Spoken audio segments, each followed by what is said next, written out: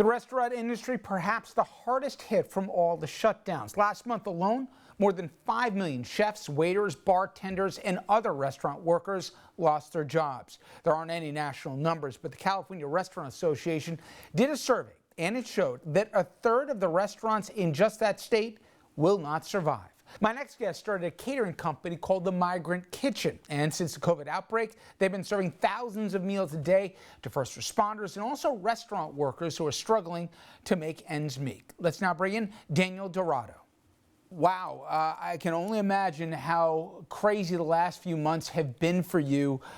Did you think when you started this that you'd be serving literally 6,000 meals a day?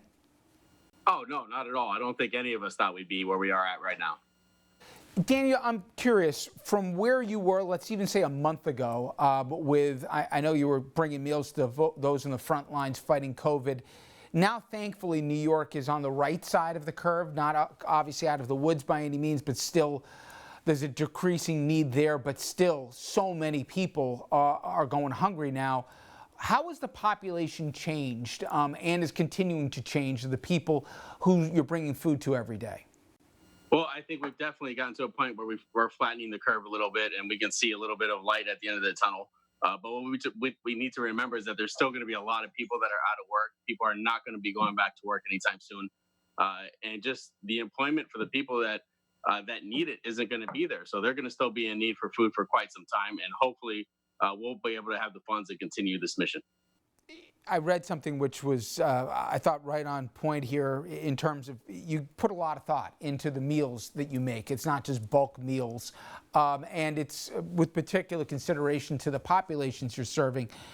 That said, though, you said at the end of the day, we only serve one meal, and that is to make Trump eat his words, given the anti-immigrant sentiment and really who your organization is built of.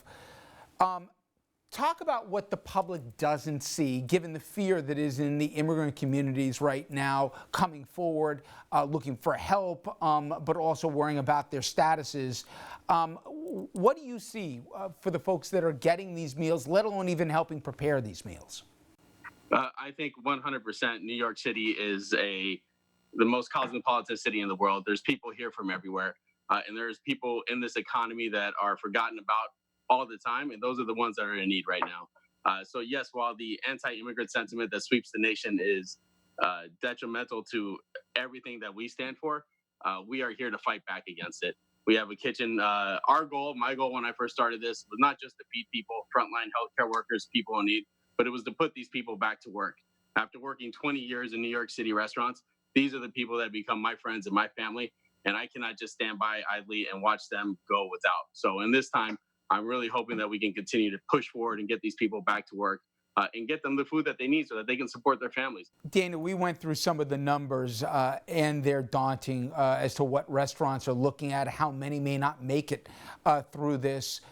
You've obviously been a veteran of kitchens for decades. To that end, just how close are a lot of your colleagues to having to shut off the lights here? Because, you know, between the new rules here, the reality of the economic, the lack of confidence for a lot of people to go back to restaurants, add that all up, it seems like it's a scary proposition. I do not disagree with you at all. I think that a lot of people right now are still crying tears into their glasses of wine or their glasses of beers and haven't realized what the new landscape is going to be. And unfortunately, it's definitely going to be a landscape with maybe even 50% less restaurants. I don't know how a restaurant in New York City that barely manages to break even most of the time is going to pay its bills, pay its rent, pay its employees when they are required to have 50% occupancy. You cannot charge, $150 for a burger to cover the rest of your bills. So at some point, everybody's going to have to make the change. And I don't know what that is. But our goal is to at least do our little part. I want to ask how people can help your organization, but also where is the help coming from right now? Are you getting any support here from the city or the state? I know obviously you're a 501c3, you're a nonprofit, but give an idea where it's coming from and also how people at home, can get behind obviously a really good cause. We started this off with a GoFundMe account. So we do have the GoFundMe available. You can find that at themigrantKitchenNYC.com. We do have partner organizations, other not-for-profits that are providing us with assistance, providing us with people and volunteers. And we do have some organizations out there that work with primarily undocumented people in the city, and we're trying to get those people back to work. There's a lot of people involved in this operation. It's definitely not just us anymore. I think everybody has gotten to a point where they realize that they need to do their part, and New York City is starting to step up. And you're working with some high-profile people. I see Jose Andre and his World Central organization. They're also working with you. In fact, he's paying you directly as you guys produce these meals. Yes, he's one of the organizations that we partnered with to make as many meals as possible. Our goal for whatever we get paid from anybody else for a meal is to make sure we take that money and we make a meal and a half. So we are trying to make sure that we take every dollar, squeeze it as much as we can, put the money into the pockets of the people that need it, and feed as many people as possible. And what I like also is you guys put a lot of thought into this. Even the Door Dashers, you're making sure these guys can put, obviously money in their pocket here, and they get to do as many deliveries as possible. So, it literally is the entire food chain.